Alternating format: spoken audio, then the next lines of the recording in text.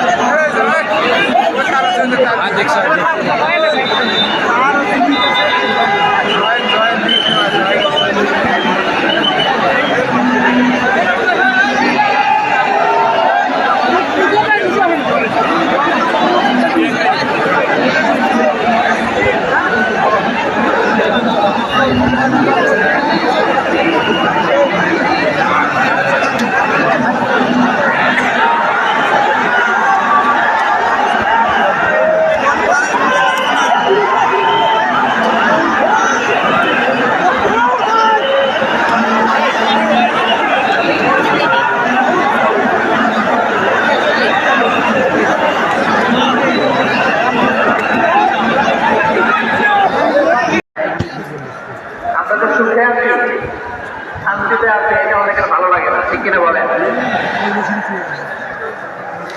আমাদের মধ্যে সাম্প্রদায়িক সম্প্রীতি, সৌহার্দ্যপূর্ণ আচরণ, সমবাসা, এটা আবহমান কাল ধরে আছে।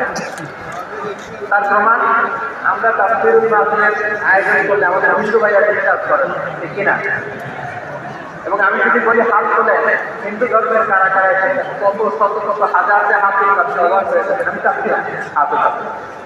খুলনাতে সর্বশেষ আমি প্রোগ্রাম করে গেলাম, সেখানে কয়েকশো হিন্দু ভাই আসছে আমাদের আলোচনা শুনতে, আলহামদুলিল্লাহ।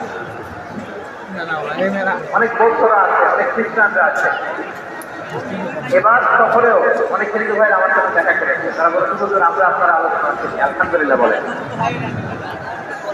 So it's our responsibility to present our religion to our non-Muslim brothers and sisters. আমাদের অমুসলিম ভাই বোনদের কাছে